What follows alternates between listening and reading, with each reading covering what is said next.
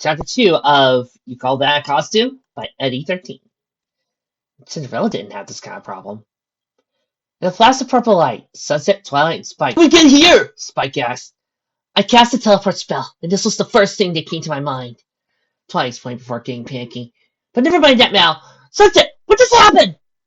Yeah, I was there, Sunset added. They're barely fine. Their costumes didn't just become more realistic, they become actual manifestations of them! Twilight began. I should listen to you, but no! I falsely thought that I knew what I was doing. Now, calm down, Twilight, Sunset advised. Okay, calm down after I'm done! Twilight shrieked as she paced the floor. I may as well be Midnight Sparkle again. Oh, I just know my counterpart's never done anything like this to her friends! Twilight, get a grip! Sunset shot firmly, grabbing Twilight's tizzy. Now, look, I'm upset too, but getting worked up about it won't help us get our friends back to normal. Breathing deeply, Twilight spoke. You're right, you're right. Running around like a chicken with its head cut off won't solve anything. We just need to think and figure out how to fix this mess. Girls? Spike spoke up. How about contacting my counterpart? Twilight asked. They're still telling once you get back to me. Sunset shook her head. We don't have the time to wait for her reply. Excuse me, girls? I'll allow her. Then what do we do? I don't know. Just give me a moment to think. Sunset said as she put her hands on her chin. Well, please think fast, because the longer we're in here, the more time that our friends could be getting into trouble, Twilight pleaded. I just hope that Verity and Applejack manage to keep away from Rainbow Dash and our new appetite. Girls! Spike finally shouted at the top of his voice. What? The girl sighed. Not to add more trouble to your plate, Spike said slowly, but I just have to ask, how come you two aren't affected by that spell? The dog's words caused Twilight and Sunset to stop short, with their eyes widened before they turned to look at each other, like a deer in a headlight. Before either of them could speak, they were both a double glow, causing them to collapse to the floor as the transformation hit them, while Spike was face as they felt themselves light fade away. Twilight stood back up as she regained her bearings. Oh, pleasant. Spike, the dog said quickly, averting his eyes from the mirror. Suspicious and worried, Twilight looked into a nearby mirror. Twilight? Spike spoke nervously, even horrified to make you. Spike fiercely. This can't be happening! Twilight screeched before she looked at Spike. Please tell me this isn't happening! I'm afraid not, Spike shook his head. No!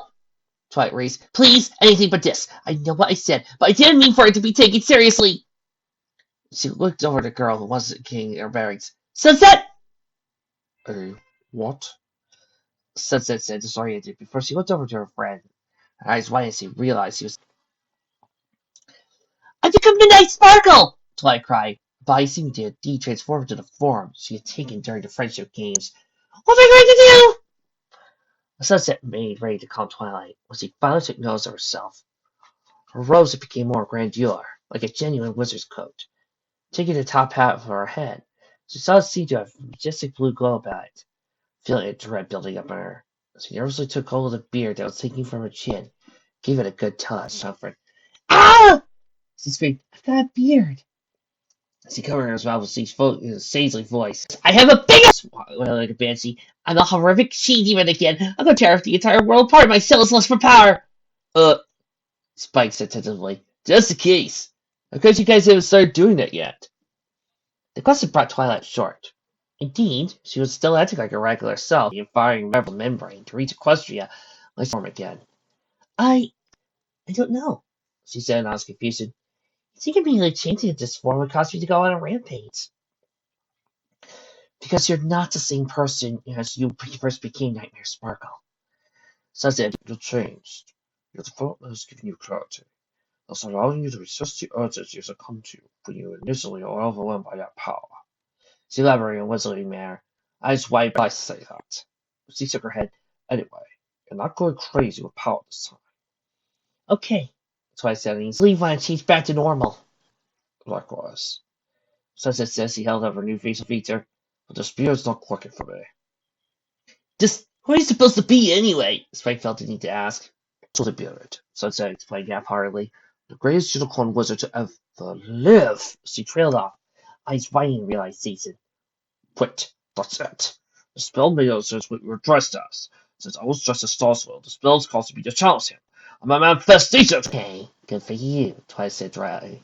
Can we focus? I'm doing it! You don't understand, says it shook her head. I have Starsor's intellect coursing through me. My head is 5. Are you trying to rub it in deliberately? Twilight asked brightly. Twilight, I think I can use Starsor's and how we can fix it. Oh, Twilight said sheepishly. You could have said that. She shook her head. But never mind.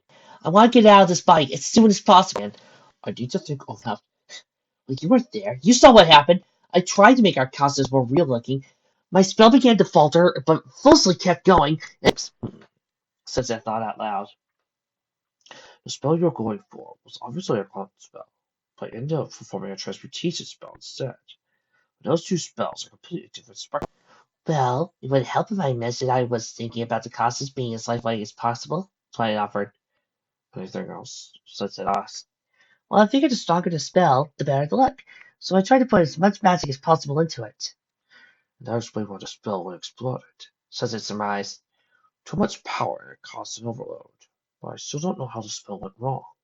I was why consideration on us. She snapped her fingers in realization. That's it! She turned to Twilight. I know how your spell messed up. Well, that's great, Twilight said. But how did it? Like I said, well, so it caused it to spark and glitch. While glitching, it lost track of its original purpose. Focus possible, with all the power you're channeling, and literally. So it burst to spread all over us. It just occurs in complexity. It was simple for Fluttershy to instantly become a vampire, but for the two of us, it took a little more time for our transmutations to be processed. Spell by mistake. If it were a mere transmutation spell, cells out to change that, I think just like I just addressed as. You and I aren't like that, because you got your alter ego in check, while so little intellect allows me to stay the same. This wasn't a simple transmutation spell. This was a manifest an ancient spell from Starsor's time, just to explain. So originally allowed to continue to allow ponies to transform to other beings, so they may learn from them. Unfortunately, the spell was too thorough to the being they wanted to be, down to the last detail. No memory of their regular life. Once again, you and I are the same, because Midnight sparkles your alter ego, and I only got Starsor's intellect. Oi! Twilight growled with a face in her hand. Just my luck to bring a lost ancient spell into the modern age by complete accident. Yeah, sounds about right, Spike said with Seagull's hand. Not to worry, Sunset said reassuringly. I'll undo the spell. That means I know how to. Well, quick! Twilight shouted as he got in Sunset's face. Tell me how to reverse it so I can change us back and then look for the others. Not as simple. Sunset shook her head. In order to reverse the spell, the conditions must be repeated exactly. Everyone who the spell was cast on must be in the same place where the spell was cast. Wait, you mean we have to find everyone, return to the place where Twilight cast a spell, in order for everyone to return to normal? Spike asked in disbelief. That's crazy! Sunset shrugged. It's a complicated spell, Twilight did. Twilight ground. Alright, let's find the others and get back to the street so we can undo this mess! With that, Twilight and Spike headed for the front door. Wait, Sunset said slowly, getting the pair's attention. There's more. Why do I have a feeling they'll go like this? On the side, Sunset continued. The spell must be reversed by midnight. If not, it will become permanent. Twilight and Spike stared at Sunset with lighted eyes. So wait, you say if we don't find the others, it get them all back to that street by midnight? They'll be stuck that way forever. Twilight said, that's crazy! Like I said, complicated spell. Oi! There are times when I wish I'd never discovered magic. Well, for the looks of it, Spike said as he looked at the nearby clock. Alright, that means we got 2.5 hours to find the others. Stop wasting sacrifice. Come on! With that, he ran past Twilight to the door. Twilight crazy went to move. We gotta move! Twilight began one after two and win. Just less than 3 for life. Twilight stopped and looked around the room. I couldn't find the source of Mysterious voice. That was strange. Where did that whisper come from? It didn't sound like Twilight? Twilight! Wrong. Oh, nothing. Come on, deciding to ignore the experience, Twilight walked out the door and located their friends. Same time, however, she felt a feeling of dark dread. She just knew it was Midnight Sparkle whispering in her ear.